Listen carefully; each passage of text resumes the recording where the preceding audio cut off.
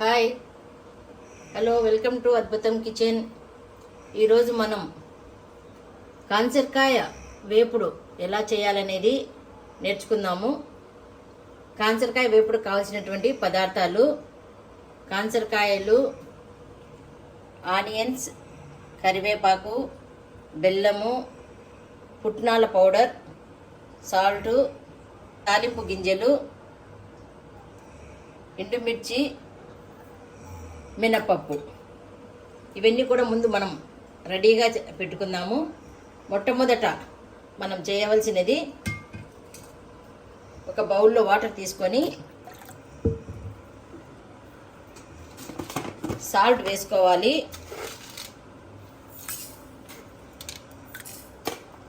దీనిలోకి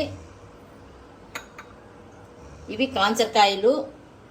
ఇవి షుగర్కు చాలా మంచి పదార్థాలు, చేదుగా ఉంటాయి. అయితే మనం కాకరకాయ ఎలా ఉంటుందో అలాగే ఉంటుంది కాంచరకాయ అనేది. కాకపోతే చేదుకు ఉండడం వల్ల చాలా షుగర్కి చాలా బాగా పనిచేస్తుంది. మనం వారంలో డే బై డే చేసుకొని తిన్నా కూడా షుగర్ అనేది కొద్దిగా కంట్రోల్ చేసేదానికి ఇది బాగా పనిచేస్తుంది. ఇవి ఎక్కువగా పొలాల్లో చిన్న తీగ చెట్లు లాగా పెరుగుతాయి. ఇది కాంచరకాయ చూడండి, తీగ చెట్టు.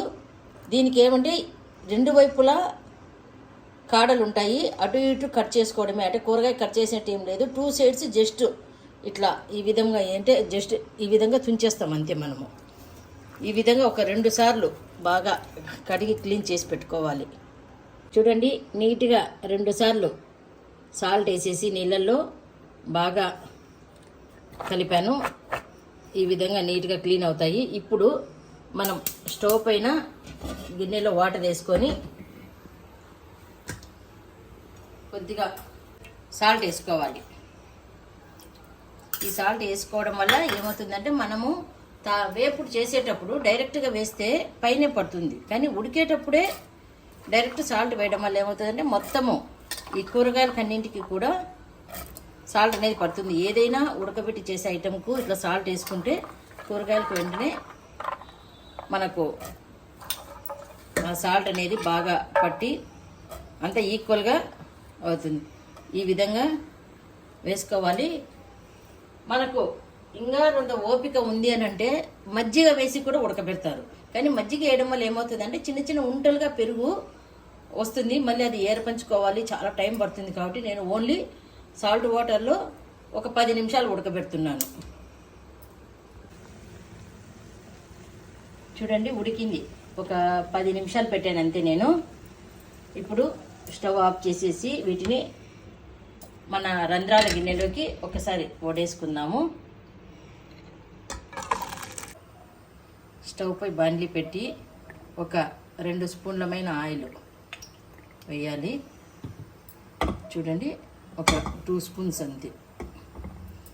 దీనిలోకి తాలింపు గింజలు అంటే ఆవాలు, జీలకర్ర కలిపినటువంటివి వేస్తున్నాను. ఎండుమిర్చి కట్ చేసి వేసాను. కరివేపాకు ముందు వేస్తున్నాను. ఆనియన్స్ వేయకముందే కరివేపాకు వేస్తున్నాను. కొద్దిగా ఆకు వేగిన తర్వాత నేను ఆనియన్స్ వేస్తాను.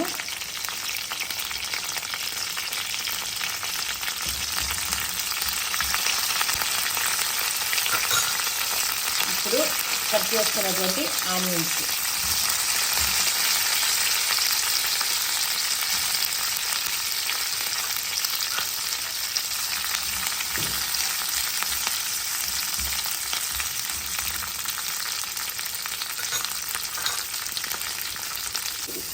లైట్గా వేగిన తర్వాత మనము శనగపప్పు కానీ ఉద్దిపప్పు అంటే మినపప్పు వేసుకోవాలి. కొద్దిగా పంటికి పచ్చాగా మనకు పంటి కింద పడి నలిగేదానికి బాగుంటుంది. ఇది వెంటనే ముందు ఎందుకు వేయడం లేదంటే ఈ ఆనియన్స్ వేగే లోపల ఇవి మాడిపోతాయి, అందుకని మధ్యలో కాస్త వేగిన తర్వాత నేను వేస్తున్నాను. చూడండి, ఆనియన్స్ కలర్ మారాయి. మనం వేసిన మినపప్పు కూడా కొద్దిగా రెడ్డిష్గా వచ్చింది, మరి ఎక్కువ మాడకూడదు.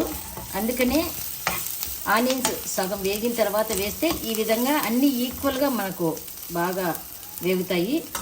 ఇప్పుడు మనము ఉడకబెట్టేసి వడేసుకున్నటువంటి కాకరకాయలను దీంట్లో వేస్తున్నాను.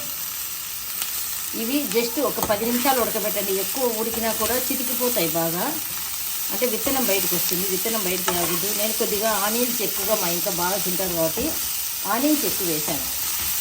కానీ మీకు కావాల్సిన ఆనియన్స్ మీరు వేసుకోండి. నేనైతే 2 వేసాను. ఆనియన్స్ తక్కువ తినేవాళ్ళు 1 వేసుకోవచ్చు. ఈ విధంగా ఒక 5 నిమిషాలు వేగనివ్వాలి. ఇలా వేగడం వల్ల ఏమవుతుందంటే ఈ ఉడకబెట్టినటువంటి కాకరకాయల్లో కొద్దిగా నీరు ఉంటుంది. ఈ నీరంతా కూడా బాగా ఇమిరిపోవాలంటే కనీసం ఒక 5 నిమిషాలన్నా మనము ఈ విధంగా మంట మీద పెట్టేసేసి కలిదిప్పుతూ ఉండాలి. ఇప్పుడు లైట్గా బెల్లం వేసుకున్నాను, అంటే చేదు ఎక్కువ ఉంటుంది మనకు. కాబట్టి నేను బెల్లం పొడి చేసి కొద్దిగా లైట్గా బెల్లం అనేది దీంట్లో వేస్తున్నాను. లేదు బాగా చేదు తినేవాళ్ళు ఉంటే బెల్లం వేసుకోకుండా కూడా దీన్ని చేసుకోవచ్చు. ఒక్క సెకండ్ ఇట్లా మనం పెట్టామంటే ఆ బెల్లం కూడా లోపలంతా కలిసిపోతుంది. ఈ విధంగా బాగా కలిసిపోయే వరకు జస్ట్ కొద్దిగా వేగింది అని అనిపించాలన్నమాట మనకి. బెల్లం పౌడరు వేసి ఒక 1 సెకండ్ ఆ 2 సెకండ్స్ మాత్రం అలా పెట్టేసేసేయండి. దీనిలోనికి పుట్నాల పౌడర్ కానీ లేదా వేరుశనగ గింజల పౌడర్ కూడా వేసుకోవచ్చు. ఇది పుట్నాల పౌడర్ నేను వేస్తున్నది. ఇది ఎలా తయారు చేయాలో కూడా ఒక నిమిషం చెప్తాను చూడండి. మనము పుట్నాలు అంటే పప్పులు తీసుకోవాలి, కొబ్బరి తీసుకోవాలి. పప్పులు, కొబ్బరి, కారం పొడి, ఉప్పు, వెల్లుల్లిపాయలు వేసి మిక్సీ కొట్టుకున్నటువంటి పౌడర్ ఇది. దీన్ని ఇప్పుడు ఆల్రెడీ వేపుడు రెడీ అయింది. మనకు ఫైనల్గా ఒక 2 స్పూన్ల పుట్నాల పౌడర్ వేసి వేయిస్తున్నాను. కాకరకాయల వేపుడు రెడీ.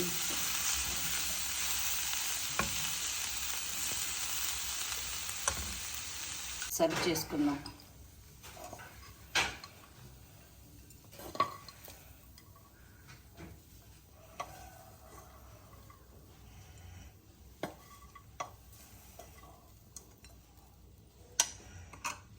చూడండి, కాకరకాయ వేపుడు రెడీ అయింది. మీకు ఈ వంటకం నచ్చితే లైక్ చేయండి, షేర్ చేయండి, సబ్స్క్రైబ్ చేయండి.